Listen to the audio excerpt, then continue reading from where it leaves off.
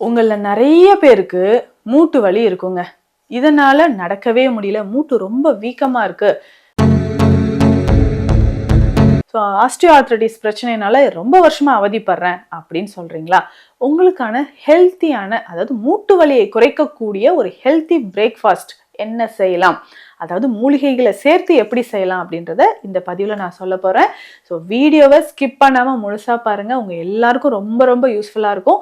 உங்க ஃப்ரெண்ட்ஸ்க்கும் இந்த வீடியோவை ஷேர் பண்ணுங்க. நம்மளோட சேனலை சப்ஸ்கிரைப் பண்ணிக்கோங்க. மறக்காம நம்மளுடைய இன்ஸ்டா, ஃபேஸ்புக் பேஜையும் ஃபாலோ பண்ணுங்க. வாங்க பதிவுக்கு போகலாம்.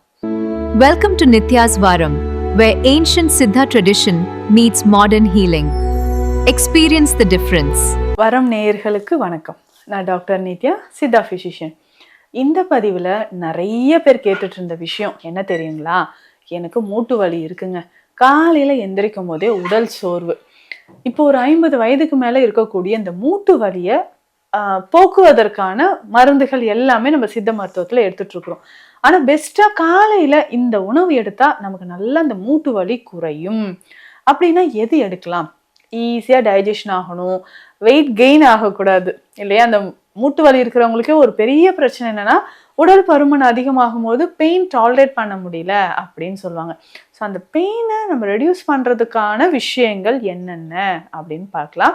ஸோ இந்த கஞ்சி வகை ஹெல்த்தியான ஒரு கஞ்சி இது காலையில் குடிக்கும்பொழுது உங்களுக்கு நல்லாவே இந்த மூட்டுக்கல்ல இருக்கக்கூடிய வலி நல்லாவே குறைய ஆரம்பிச்சிருங்க. நீங்கள் கவலையே பட வேண்டாம். சுகர் இருக்குது, பிபி இருக்குது, இல்லைங்க எனக்கு ரொம்ப நாளாக எனக்கு ஹார்ட்டில் இருக்கக்கூடிய சில பிரச்சனைகள் இருக்குது, அது எல்லாமே சரி செய்கிறதுக்கான விஷயங்கள் என்னென்ன, அதில் இந்த கஞ்சி எப்படி நம்ம ரெடி பண்ணலாம் ரொம்ப ஈஸியாக நான் சொல்கிறேன். இந்த கஞ்சியை ரெடி பண்ணி வச்சுக்கோங்க. என்னென்னா ஃபஸ்ட்டு உங்களுக்கு தேவை ஒரு 1/2 கிலோ அளவுக்கு பனிவரகு. இந்த சிறுதானியங்களில் பனிவரகு ரொம்ப முக்கியமானது. நிறைய பேர் சில சிறுதானியங்கள்லாம் சாப்பிட்டா எனக்கு சீக்கிரம் பசிக்குது அப்படின்னு சொல்லுவாங்க. நீங்கள் பனிவரகு உணவில் சேர்த்து பாருங்களேன், ஈஸியாக உங்களுக்கு டைஜஷன் ஆகும், ரொம்ப நேரம் பசியை தாங்கும்.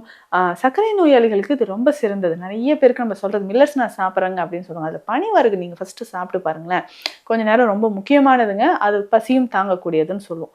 அந்த மாதிரி இந்த மூட்டு வலிக்காக இப்போ நம்ம செய்யக்கூடிய கஞ்சி, இந்த கஞ்சி வகையிலும் நம்ம பனிவரகு ஃபஸ்ட்டு நீங்கள் எடுத்துக்கலாம். ஸோ அந்த பனிவரகு எவ்வளோ தேவைன்னா ஒரு 1/2 கிலோ அளவுக்கு எடுத்துக்கோங்க. ஸோ இதனுடைய பார்த்தீங்கன்னா கொஞ்சம் இந்த உடைத்த கோதுமை குருணைகளாக இருக்கும் பார்த்தீங்களா, அது ஒரு 1/2 கிலோ அளவுக்கு எடுத்து வச்சுக்கோங்க. கருப்பு கவுனி அரிசி இருக்குது பார்த்தீங்களா, இதையுமே கொஞ்சம் குருணை மாதிரி நீங்கள் உடைச்சி அதையும் இதனோட சேர்த்துக்கணும். இந்த 3 விஷயங்களும் நீங்கள் ஒன்றா எடுத்துக்கோங்க. ஸோ பனிவரகு கொஞ்சம் நம்ம எடுத்துக்கிறோம், கோதுமை குருணைகளையும் நம்ம எடுத்துக்கிறோம். அதை கோதுமை குருணைனா ரொம்ப பொடிசாக இல்லாமல் கொஞ்சம் உடைச்சது கோதுமை குருணை, கருப்பு கவுனி அரிசி, இது 3 நல்லா வாஷ் பண்ணிக்கோங்க.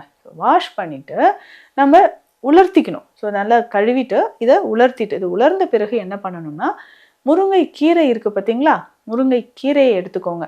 முருங்கைக்கீரை நல்லா மிக்சியில் அரைச்சி அந்த சாறு, நிறைய தண்ணி விட வேண்டாம்.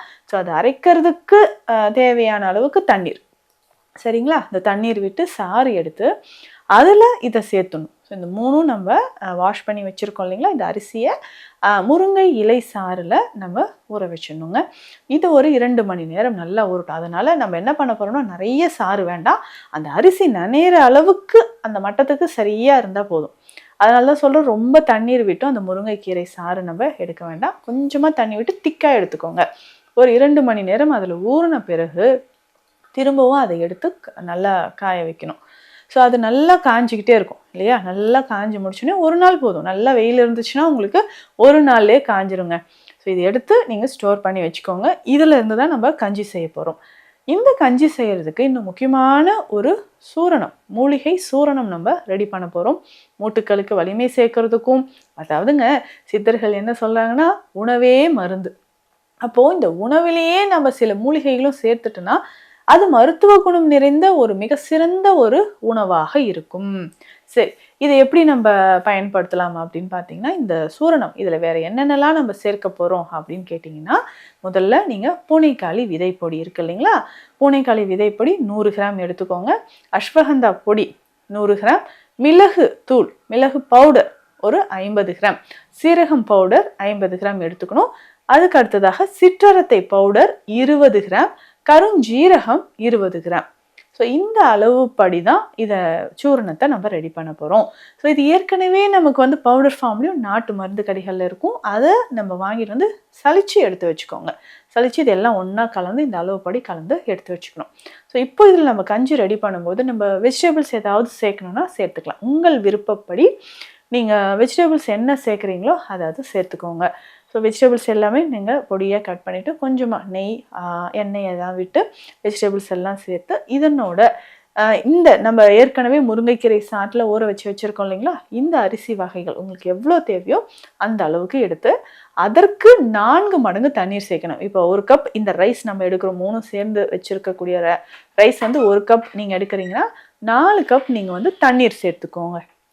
4 கப் தண்ணீர் விட்டு அதுக்கப்புறம் இதையும் சேர்த்து இந்த அரிசி வகைகளும் சேர்த்து நல்லா நம்ம கஞ்சி மாதிரி ரெடி பண்ணிக்கணும். ஸோ உங்களுக்கு கம்மியாக கொஞ்சமாக நீங்கள் பாதி அளவு உப்பு சேர்த்துக்கோங்க.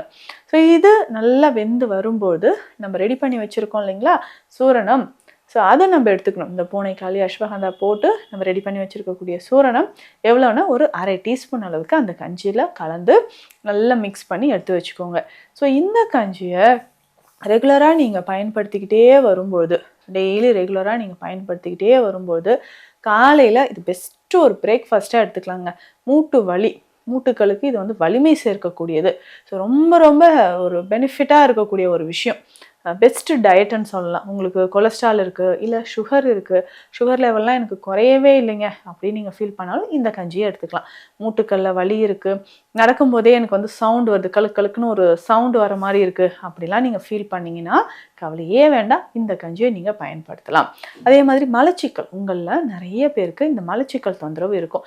எனக்கு இந்த ஃப்ரீயாகவே மோஷன் போகலைங்க அப்படின்லாம் ஃபீல் பண்ணிட்டு இருந்தீங்கன்னா தாராளமாக இதை நீங்கள் எடுத்துக்கலாங்க. ஸோ இந்த கஞ்சி வகையை காலையில் எடுத்துக்கோங்க.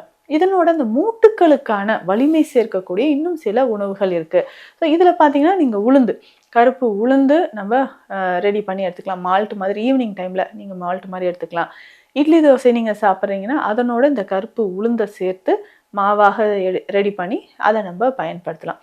ஸோ இந்த மாதிரியான விஷயங்களை நம்ம ஃபாலோ பண்ணிட்டே வரும்போது சருமத்துலேயும் சரி, நம்ம ஜாயின்ஸ்லேயும் இருக்கக்கூடிய வலியும் நமக்கு குறைய ஆரம்பிக்கும்.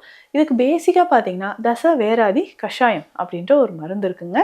ஸோ இந்த தசவேராதி கஷாயம் ரொம்ப ரொம்ப முக்கியமானது. நம்ம உடலில் இருக்கக்கூடிய வாதத்தை எல்லாமே சரி செய்யக்கூடிய ஒரு முக்கியமான ஒரு மருந்து வகை தசவேராதி கஷாயம்.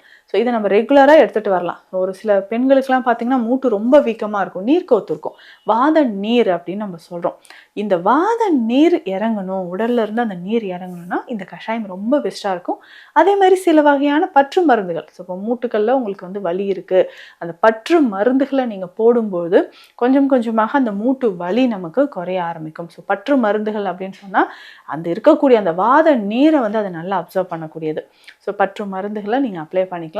இதில் வாதம் சம்பந்தப்பட்ட பொருட்கள் எதுவும் நீங்கள் சாப்பிடவே வேண்டாம்.